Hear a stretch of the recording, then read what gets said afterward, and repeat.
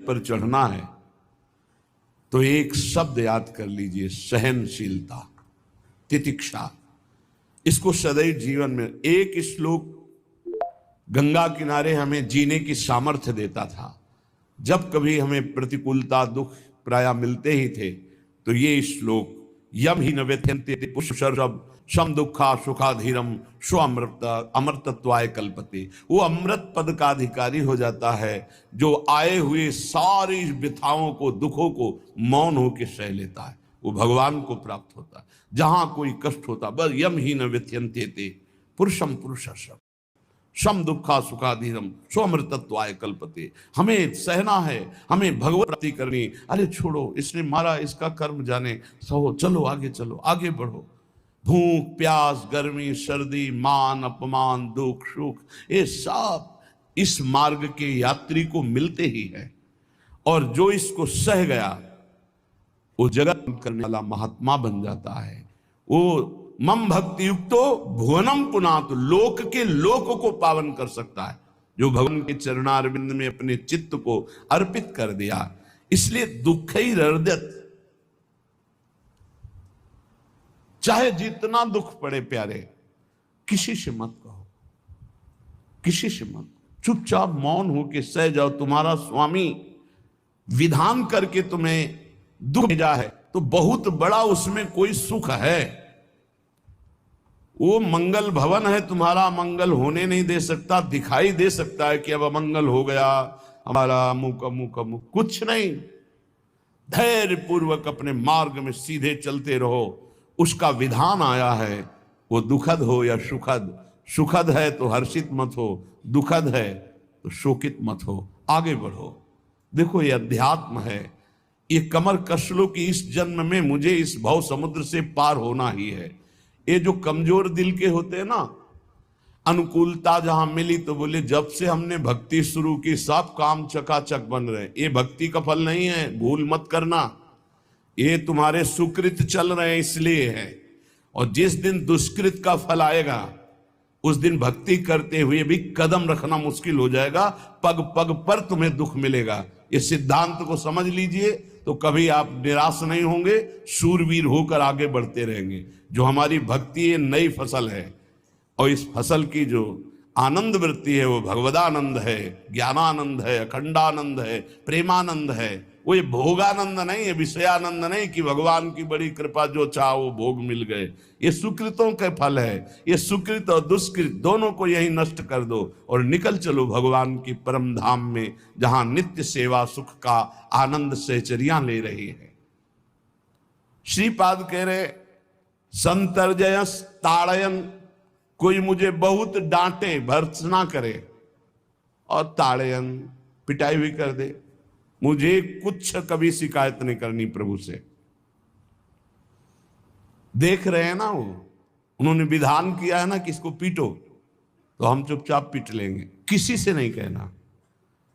रहीमन मन की मन व्यथा रखिए मन में गोए, सुनिठ ले हैं लोग सब बांटने। इसीलिए असंगो हम, असंग किससे कहें अपने दुख सुख की बात। अपना दिल तो दिलवर को दे दिया, जो बीते सो दिल तो उनके पास है, वो तो जाने दुख सुख की बात, हम क्या जाने। हम तो बस आपके हैं।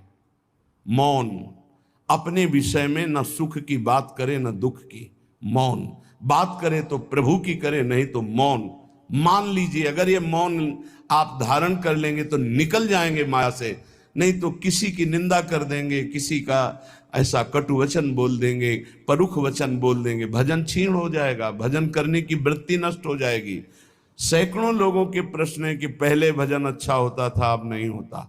उसमें दो बातें होती है, एक तो भजन की ऐसी भूख बढ़ गई है कि अब उतने भजन से नहीं और भजन होना चाहिए। ये उत्तम महापुरुषों की कृपा पात्र भक्तों की वृत्ति होती है।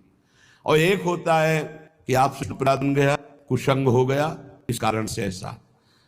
अगर आपके हृदय में कोई दोष वृत्ति नहीं हो, फिर भजन में ऐसा लगता है कि मेरे से बहुत कम भजन होता है, सब भजन नहीं होता। ऐसा बड़े महापुरुषों को भी अनुभव होता है। ये कोई निंदनीय बात नहीं है, वंदनीय बात है। पर वास्तविक यदि भजन नहीं हो रहा है, वास्तविक यदि आपका रुक गया है आनंद, तो आप ढूंढ लीजिए, आपका भोजन गलत है, आपका संग गलत है, आपने कोई वैष्णव निंदा की है, बस यही कारण है, यही खोज लेना, यही सुधार कर लेना, किसी से क्षमा याचना की जरूरत नहीं। अंदर देखो और आचार्य गुरु से प्रार्थना करो, सब ठीक हो जाएगा। बड़े कृपालु है, जिन्होंने अपराधी मुझ जैसे को घसीटा तो अब अपराध बन जाएगा तो थोड़ी छोड़ देंगे वो, विश्वास कीजिए। उन्हीं से प्रार्थना कीजिए, नाथ यदि आपको अपराध मोचन कराना है तो भेज दीजिए मुझे उसके पास, या उसको बुला दीजिए, मैं पैर पकड़ लूं, हाथ जोड़ूं यदि अपराध बन गया है, और यदि आप चाहें तो आप क्षमा कर दें, आगे से सावधान रहेंगे। बड़े कृपालु हैं प्रभु, क्षमा कर देते। भजन की वृत्ति को रुकना ये सहन मत कीजिए, समय नहीं है कि आज नहीं तो कल भजन चल पड़ेगा, नहीं, तुरंत वाचिक में आ जाइए, तुरंत वाणियों का गायन कीजिए, नाम कीर्तन कीजिए, ढूंढिए अपराध क्या बना जो आंतरिक हमारा भजन रुक गया, और प्रभु से प्रार्थना करके उसको चलवाइए। वो बड़े कृपालु है, क्षमा कर दें। अगर आपने प्रगट में किसी का अपराध किया और वो उपस्थित हो तो जाओ, उनके चरण पकड़ो, उनसे प्रार्थना करो। भजन का रुकना सहन मत करो, बहुत कठिन है भजन करके भगवत प्राप्ति करना। वो हमारे अंदर सरलता पूर्वक भजन चल रहा, उसको बचाओ। किसी की निंदा मत करना, किसी की अवहेलना मत करना। तुम्हारी कोई निंदा करे, तुम्हारी अवहेलना करे, सह जाना, कह रहे हैं इसमें, कह रहे संतर्जय ताड़यन बंधनन। यदि वो कहीं मुझे बांध दें, मैं बंधना में स्वीकार कर लूंगा। ऐसा भक्तों को कोई बांधता है क्या? हाँ, बांध देते हैं। तितिक्ष ब्राह्मण की कथा में पढ़िए, उसको बांध दिया। एक सखी बहुत भजनानंदी थी, उसके परिवार के लोग रोज उसे पीटते थे और उसे बांध देते थे। सखूबाई नाम उसका सखी का था। एक सखी बहुत नागरीदास जी के संग में रहकर भजन की वृत्ति उच्च कोटि की सीखी थी, भागमती बाई। उनके पति ही उनके ऊपर सैया लगाकर नई नवीन रानी के साथ बैठते हुए सब पिटाई करते, इतना कष्ट देते, पर वो उच्च कोटि की ऐसी महान वक्ता, परम सिद्ध बरसाने के जो वास करने वाले अपने नागरीदास जी थे, हरिवंश महाप्रभु के शरणागत, उनके सत्संग से ऐसी उच्च कोटि की दशा प्राप्त हुई, उसे कोई फर्क नहीं पड़ा। उसके कष्ट देने के लिए उसके ऊपर सैया लगाते, राजा थे, और नवीन रानी के साथ उसके ऊपर बैठते, उपद्रव करते, मारते, पीटते, लेकिन वो सम रहती। संतर्जय ताड़यन बंधनन, शांत, वो देख रहा है, बस तुमको यही सोचना, वो देख रहा है, मेरा स्वामी देख रहा है। वो देखते हुए मौन है ना, वो चाह रहा है ना, तो तेरा किया मीठा लगे, बस बात समझ लो। इतना तो बहुत बड़ी वस्तु प्राप्त होगी, बहुत बड़ी। एक मिट्टी जब कुम्हार को अर्पित हो जाती है तो पीट पीट कर एक छोटा राई भर भी दाना नहीं रहने देता, क्योंकि राई भर भी अगर दाना रहा वहीं से मटकी फूट जाएगी, राई भर भी अहंकार रहा वहीं से भक्ति रस निकल जाएगा। पीट पीट के उसको एकदम बराबर, फिर भी चैन नहीं, जल डाल के रौंदा, फिर भी चैन नहीं, हाथों से मल कर अपने अनुसार बनाया, फिर चाक पे चढ़ाया, जो चाहा आकार दिया, सूर्य के ताप में तपाया, फिर उसको दहकते हुए आवे के बीच में रख के पकाया, फिर उसमें रस रखने लायक क्षमता आ गई उस मिट्टी में। ऐसे ही हम जब संत महापुरुषों को, श्री भगवान को समर्पित होते हैं तो ये सब होगा। रस रखने लायक हृदय तभी होता है जब आवे में तपता है, इसलिए तैयार रहो। तभी नागरीदास जी ने कहा, बड़ो ही कठिन है भजन ढिग डरिबो।